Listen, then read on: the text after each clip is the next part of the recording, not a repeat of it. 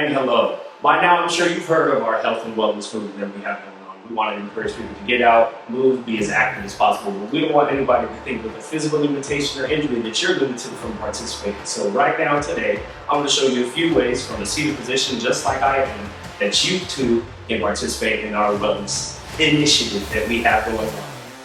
Any type of limitations that you have, whether it be upper or lower body, we're going to show you a few ways that you can join us in this. If you want to join me right now, we're going to do leg lifts, one at a time.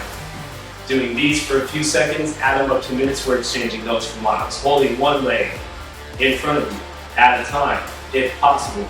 2 legs. Upper body, can't forget about that. We can do arm raises. If you have no weights, if you have small weights, grab anything that you can hold in your hands and we're going to do that. Arm circles. If you can do this, give it a try. From the side, arm circles. Right in front.